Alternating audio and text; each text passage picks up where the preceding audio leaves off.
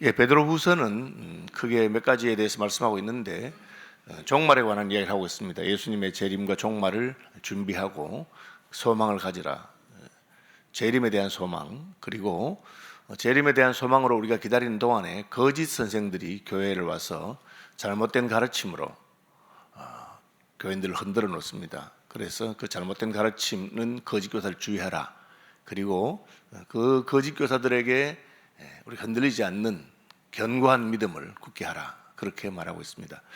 1절에서 11절은 우리가 견고한 믿음에 굳게 서 있어야 된다 하는 것을 말하고 있는데, 진리에 굳게 서 있는 것이 거짓 교사들의 가르침에 넘어가지 않는 방식입니다. 한때 저희 교회도 신천지에서 사람들을 많이 파송했어요. 파송했는데 이제 이게 오기만 하면 들키는 이유가 있는데, 우리 교회에 이제 새로 오시게 되면 새가족 팀에서, 전도팀에서 그분들을 양육하는데, 이제 새가족 팀에는 딱 두 종류의 사람만 있어요. 새신자, 이분들은 아무것도 모르고, 그 다음에는 이제 그분들을 양육하고 가르치는 이제 순장님들, 스님들이 있는데, 순장님, 스님들은 아주 진리에 굳게 서 있고 믿음이 있어요. 그러니까 신천지 사람들이 이제 새신자 보고 이렇게 뭘 해보면 아무것도 모르니까 말이 안 되는 거예요.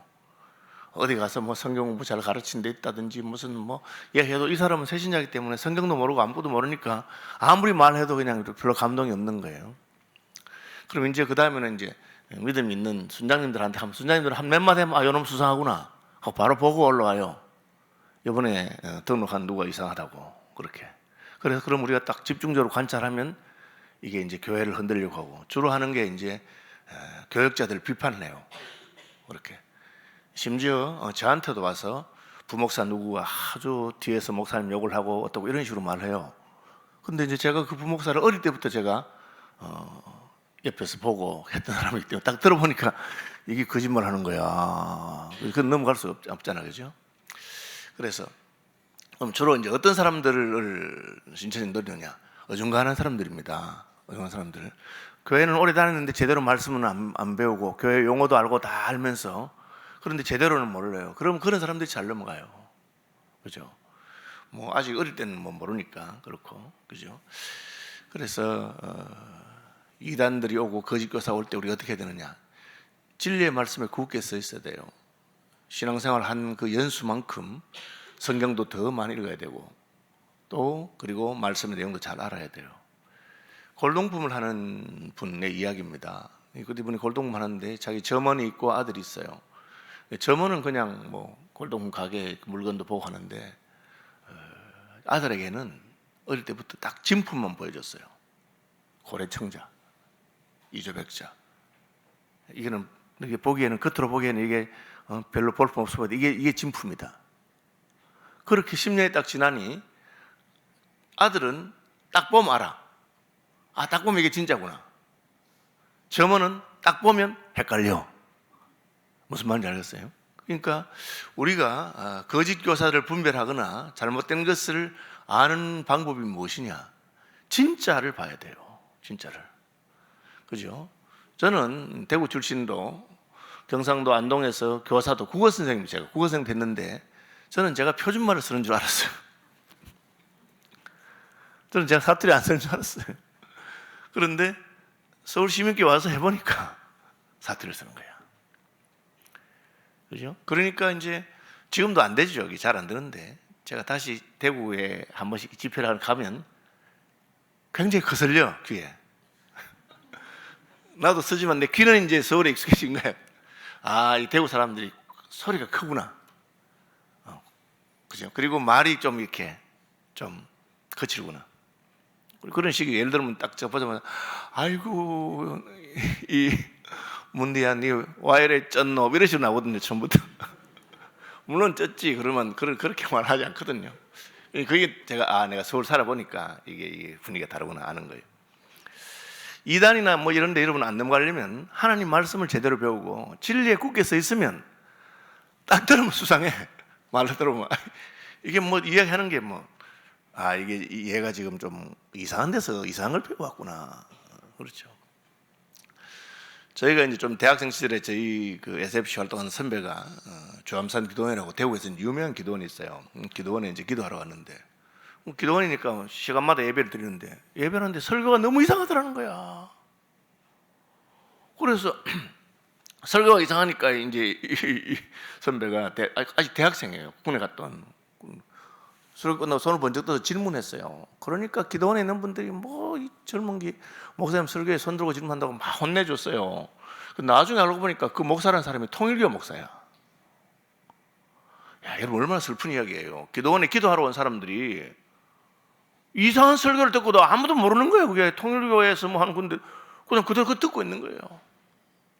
그냥 뭐 맞는 말씀이겠지. 목사님 설교하니 지당하신 말씀이겠지. 그렇게 하면 안 돼요. 이게 진리에 있는 건지 분별할 수 있는 힘이 있어야 돼요. 왜? 우리가 예수 믿는다고 해서 하루아침에 성숙하는 것도 아니고 하루아침에 거룩해지는 것도 아니에요. 예수 믿으면 그때부터 자라야 됩니다. 아기를 낳잖아요. 그죠? 신생아를 보면 조그만하잖아요. 근데 걔가 인격이 없는 건 아니잖아요. 눈, 코, 귀 없는 것 없어요. 다 있어요. 그렇지만 아직까지 어리지요. 어떻게 해야 됩니까? 자라야 됩니다. 그럼 청소년이 되면 어떻습니까? 몸은 엄마 아빠보다 더 클 수 있어요. 그러나 아직까지 우리가 미성년자를 하는 이유는 그 정신세계라든지 인격이라든지 그런 것이 덜 자랐잖아요. 그렇죠? 법적으로 성년이 돼가지고 뭐 결혼할 수 있는 나이가 됐다 하더라도 또 어른들이 볼 때는 아직 세상 경험을 좀 더 많이 하고 그래서 성숙한 사람이 되는 건 다르거든요. 저는 목사잖아요. 제가 이제 목사가 될 때 처음 뭐가 될 때는 막 그냥 뭐 성경도 문제 좀 알고 하니까 뭐 다 하는 거지 그렇게. 그러다가 이제 30년, 40년 이렇게 목회를 하다 보니까 내가 참 젊을 때 실수도 많이 했구나. 성질도 많이 부리고 성도들 실족하기도 하고 내가 잘못했구나. 이렇게 해서 성숙하고 자란단 말이에요. 베드로가 자기가 젊을 때 실수했잖아요. 예수님 부인도 하고 성질도 내고 칼로 그냥 말고 기도 탁 치고 막 이렇게 하고 다 했는데 이제 자라면서 보니까 이게 우리가 예수 믿는 것이 처음 믿을 때 그게 온전하지 않다는 건 아니에요. 애도 완전한 인격이잖아요. 그래도 그러나 자라야 된다는 것을 깨닫게 된 거예요. 이제 그 이야기를 하는 겁니다. 우리가 성숙하면 이단이든지 거짓 교사든지 와도 흔들리지 않고 성숙하면 예수님 온다고 했는데 금방 안 오노. 그래도 소망 가운데 견디면서 이길 수 있다. 이제 그 이야기를 이제 1절에서 11절 하는 겁니다. 봅시다. 예수 그리스도의 종이며 사도인 시몬 베드로. 저는 이제 목사님 딱 보면 참 재밌어요. 이게 무슨 표현이냐면 예수 그리스도 할 때 예수라는 이름은 예수님의 인성을 말하는 거고 그리스도는 신성을 강조하는 표현이에요. 예수 그리스도. 그래서 예수 그리스도는 사람으로 오신 분이 하나님께서 높이셨다. 그런 뜻이고요. 그리스도 예수라면 하나님의 아들이신 분이 사람이 되셨다. 그런 예수님의 낮아지신 걸 높아진 그런 표현이에요. 예수 그리스도. 그 다음에 종이며 사도. 베드로는 예수님의 종이에요, 자기가. 그런데 사도는 교회에서 가장 높은 직분이잖아요. 종인데 사도로 만드셨어요. 그죠? 시몬 베드로. 시몬은 자기가 요한의 아들 시몬아 그러잖아요. 원래 자기가 낳았던 이름이에요. 베드로는 예수님이 지어준 이름이에요. 너는 베드로라. 내가 이 반석 위에 교회를 세우겠다. 그러니까 이 베드로의 마음속에 그게 있는 거예요. 예수님이 사람으로 오셨지만 아버지의 뜻에 온전히 순종해서 그리스도가 되셨다. 나는 주님의 종인데 주님이 나를 사도로 세우시고 높이셨다. 나는 시몬이었는데 이제는 베드로라는 이름을 받았다. 이게 성장과 성숙의 변화가 있는 그런 표현이에요. 그래서 그 성경 전체의 흐름을 알고 보면 그 이름을 써도 그냥 그렇게 그죠. 제가 뭐 제 이름으로 편지를 많이 보냈는데 제일 많이 보냈을 때는 제가 총회장일 때였어요. 그 교단의 이름을 제 이름으로 총회장 권홍원 그렇게 해서 보낸단 말이에요. 하나님이 높일 만큼 높인 거잖아요. 그죠? 그러니까 그 이름 하나에도 의미가 다 달라요. 요즘 제가 그런 말 하지 않습니까? 끝났으니까. 지금도 저를 보고 뭐 다른 목사님들 이런 분들이 자꾸 이제 불러준다고 총회장으로 불러요. 총회장님 왜 이렇게 제가 속으로 끝난 지가 언젠데 아직 부르나. 그러든지 이제 높인다고 그렇게 하는 거예요. 사도, 종이었는데 사도가 됐다. 그런 뉘앙스가 있는 거예요. 우리 하나님과 구주 예수 그리스도의 의를 힘입어 동일하게 보배로운 믿음을 우리와 함께 받은 자들에게, 이제 편지 받는 사람들이죠. 누구에게 받습니까? 믿는 사람에게 보낸 편지예요. 일반 서신을 하는데 바울의 서신은 주고 에베소에 있는 형제들, 데살로니가 교회 이렇게 특정 지역을 한정하는데, 베드로는 그렇게는 하지 않았어요. 바울하고 비교한다면 바울은 제대로 공부를 한 사람이거든. 학자고, 그죠? 그리고 자기가 개척한 교회들마다 편지를 보냈고, 베드로는 예수님을 따라다니면서 예수님이 직접 배웠지만 사실은 배운 건 많지 않은 분이라고 할 수 있잖아요. 그냥 어부였어요. 그러나 주님에게 배웠어요. 그리고 그도 하나님께 받은 은혜가 있으니까 2권의 편지를 썼습니다. 베드로 전서와 베드로 후서를. 그런데 그 편지는 특정한 어떤 게 아니고 모든 성도들, 모든 교회들에게, 일반 서신이라 그래요. 야고보서, 유다서, 베드로 전후서, 요한 1, 3, 특별하게 받는 사람이 정해지지 않은 일반적으로 보낸 편지인데, 다시 말하면 보편적인 거예요.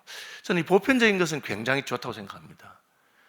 설교가 보편성을 획득했다. 그럼 그분 설교 아주 잘한다는 뜻이에요. 그 말은 언제 들어도, 누구에게 들어도, 누가 들어도 은혜가 되는 거. 이게 보편적이죠. 성경이 그렇습니다. 언제 들어도 10번을 들고 100번을 들어도 좋습니다. 그게 보편성이죠. 베드로는 많은 편지를 못했지만 그러나 누가 들어도 되는 그런 믿음의 길에 있어서 보편적인 도리를 우리에게 알려주고 있습니다. 뭡니까? 믿음이 보배롭다. 믿음이 동일하다. 그렇죠? 우리 믿음이 보배로운 거죠. 우리를 구원했으니까. 하나님의 의를 받게 했으니까. 우리의 믿음 때문에 그렇게 된 거예요. 하나님이 세상 사람을 구별하는 방법이 있습니다. 요즘 세상 사람 어떻게 세상 사람을 구별합니까? 잘생겼나 못생겼나, 날씬하나 뚱뚱하나 그런 걸 구별하죠. 요즘 사람들은.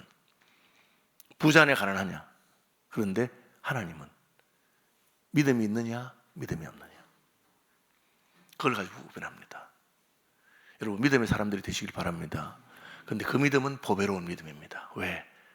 믿음 때문에 한 데 속한 모든 것을 우리가 받기 때문에 그렇습니다.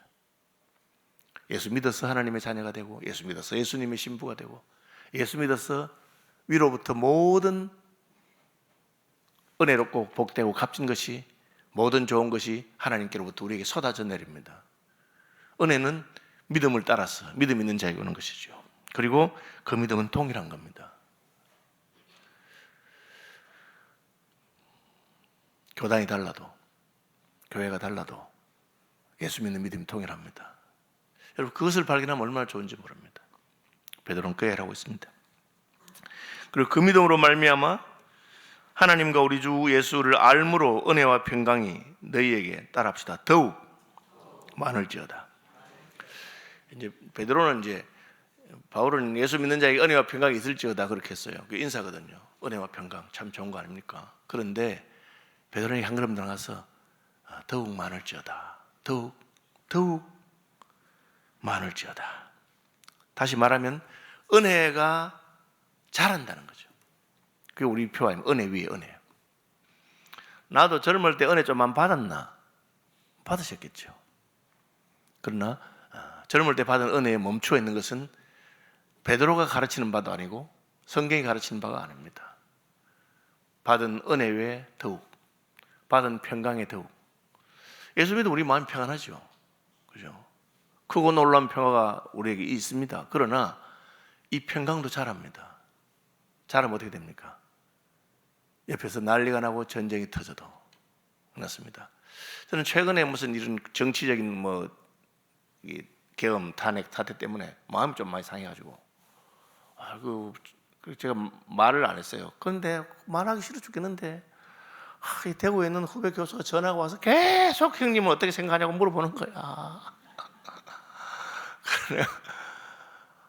그냥 내가 1시간 동안 지가 막 나한테 그래 좀 제발 좀 그 얘기 좀 하지 마. 내 말하기 싫다. 제 마음이 상했어. 그러다가 이제 말씀 보니까 내 평강이 아직 덜 자랐구나. 내 평강이 더 자라면 괜찮죠. 그죠? 제가 서울 시민교회 와서 시민교회 교인들이 제게 잘해주기 때문에 제가 이제 먹는 거, 좀 돈 좀 쓰는 거, 이런 것 때문에는 별로 흔들림이 없습니다. 그죠? 옛날에는 저거 3,000원짜리인 줄 알고 국수 사 먹으러 갔는데 3,500원 하면 500원이 너무 아깝고, 그죠? 근데 지금은 그게 뭐 3천 원짜리인 줄 알고 갔는데 3만 원 받아도 그래 뭐 요즘 물가 올랐는가 보다 하고 괜찮단 말이에요. 돈이 나를 흔들 수 없다는 거죠. 그런 걸.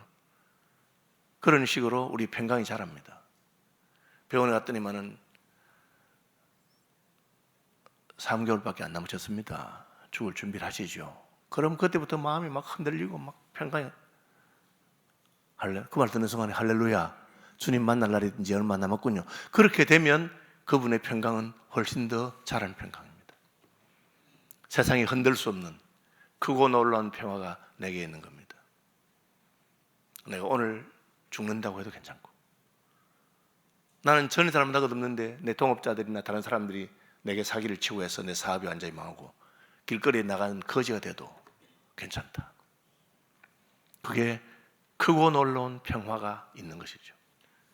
베드로가 이제 인생을 살아보면서 하는 말이 은혜와 평강을 받았습니다. 그러나 은혜와 평강이 너에게 더욱 많을지어다.